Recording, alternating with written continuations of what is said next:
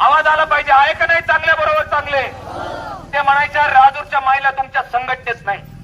आम्ही म्हणायचो संघटनेत आहे का नाही नंतर पाहू, पण आमच्या आंदोलनात तर आहेत, कारण आंदोलन सगळ्याच संघटनांचं आहे. खरं आहे का खोटं आहे? आणि म्हणून राजूरच्या महिला आज आले का नाही मॅडमला आपण दाखवलं पाहिजे.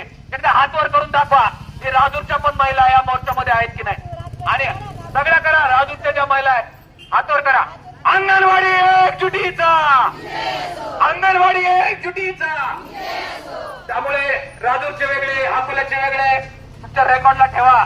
पण आज महाराष्ट्रामध्ये सगळ्या संघटना एकत्र झाल्यात, त्यामुळे सगळ्या अंगणवाडीच्या ताई आता एक आहेत.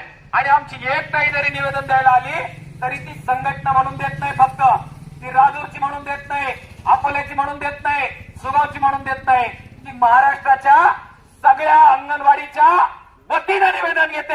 हे तुम्ही समजून घेतलं पाहिजे, हे या चौकात मला सांगितलं पाहिजे. आणि म्हणून भाषण लांबवत नाही. आज आपण एक नोटीसीचं उत्तर देणार आहे. निर्मला मांगेताईंना मी पटकन नोटीसीचं उत्तर तयार करायला लावलं. आमचे नवारी भाऊ आहे, त्यांना म्हटलं आमच्या नोटीसीचा झेरॉक्स मध्ये आणि गरम गरम एक झेरॉक्स काढून आहे. तुम्ही गरम गरम जिलेबी ऐकले असेल, गरम गरम वडापाव ऐकला असेल, गरम गरम नोटीसीचं उत्तर ऐकलं तर नाही, आज ऐकलेलं आहे मी तुम्हाला सांगतो.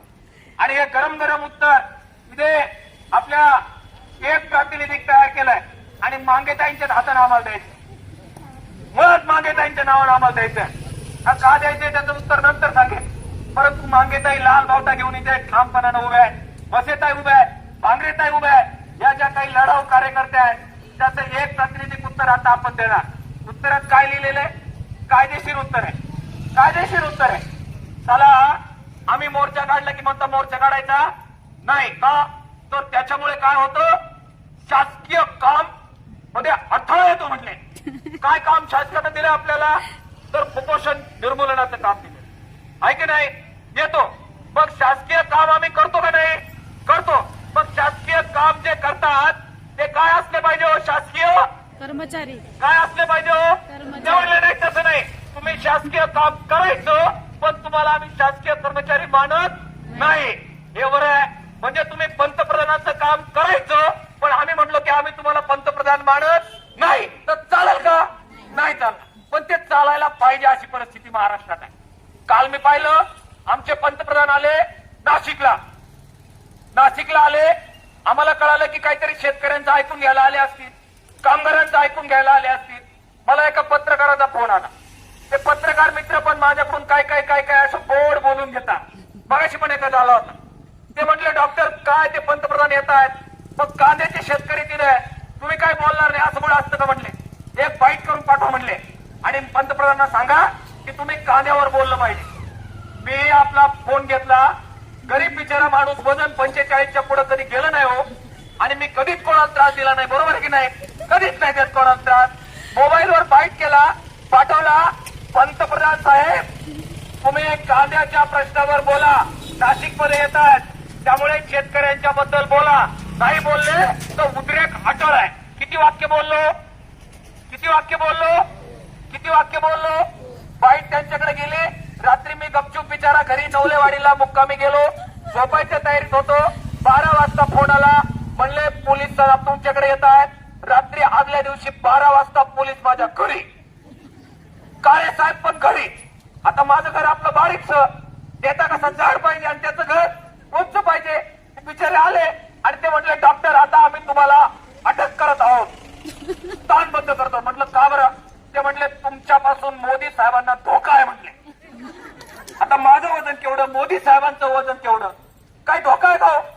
धोका आहे काय? पण ते म्हटले फार मोठा धोका आहे म्हटले. म्हटलं मग धोका कोणापासून नाही? ते म्हटले जे खोके घेऊन सामील होतात त्यांच्यापासून धोका नाही, जे खोके घ्यायला नकार देतात त्यांच्यापासून धोका आहे. अहो रात्रभर पोलीस आमच्या दाराच्या वर बसेल, पण त्यांना बसायला पण जागा नाही. एखादी वेगळी रूम असतील ती दिली असतील. ते म्हटले आम्ही आमची गाडी घेऊन येतो आणि त्याच्यात बसतो. मला पण वाईट वाटलं. म्हटलं पुढच्या वेळी घरबीर तरी बांधून ठेवतो, म्हणजे पोलिसांसाठी राखीव. कधी पण बाईट दिली की पोलीस हजर, स्थानबद्ध. कारण मोदी साहेब आता येत राहणार आपल्याकडे. मुद्दा हे काय का सांगितलं मी? हे लढाई करणारी लोक जे आहेत ते अशा पोलीस आणि बाकीच्या स्थानबद्धतेच्या कारवाईला घाबरत नाही. आपण लढत राहणार. मला हद्दीमध्ये नेऊन सोडला. अकोल्यात राहूच नको म्हटले. हा म्हटले तुम्ही जरा नाशिकच्या दिशेनं पण जायचं नाही. पुण्याच्या हद्दीत जोपर्यंत जात नाही बिचारे 2 पोलीस माझ्या बरोबर मोठी गाडी मागे आणि पार नेऊन घातलं मला पुण्याला. आता पुण्याला जरी नेऊन घातलं तरी नवलेवाडीचा पत्ता मला माहिती नाही. मी आल्याशिवाय राहील का एक आहे का नाही. त्यामुळे काल रात्री 4-4:30 आलो. गणेशचा फोन मोर्चा आहे म्हटलं आलो. आता परत मोर्चात आलो म्हणून त्याने परत मला स्थानबद्ध केलं आणि यावेळी शेवगावला जरी नेऊन घातलं तरी परत राजूरला येईल. सांगायचा मुद्दा एवढाच आहे की महाराष्ट्रभर आणि जगभर हा लाल बावटा लढतोय. त्यामुळे राजूरचा अकोल्याचा हे मॅडमनी करू ही विनंती मला त्यांना करायची आहे. आज त्यांना आपण ही नोटीस देणार. नोटीस दिल्यानंतर आपण ज्या सगळ्यांना नोटिसा दिल्यात त्याचे सुद्धा उत्तर लेखी करून त्यांना देणार. आणि त्यांनी जी नोटीस दिली आहे ती त्यांची नोटीस आहे का नाही, सरकारची नोटीस आहे.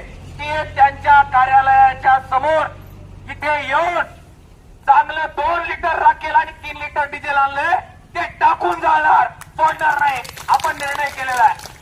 जाळ झाला पाहिजे का नोटीसीचा? झाला पाहिजे. मोठा झाला पाहिजे का नाही? झाला पाहिजे. तो जाळ इथे करणार आणि मगच जाणार. आणि मॅडम तुम्हाला माझा शब्द आहे, आज लहान भाऊ म्हणून शब्द आहे. मी अजिबात तुमच्यावर अजिबात रुसलेलं नाही.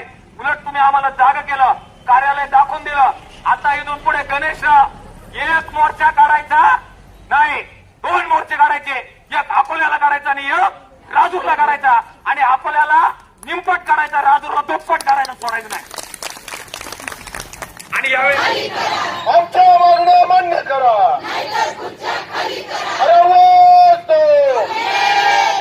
इन्कलाब जिंदाबाद.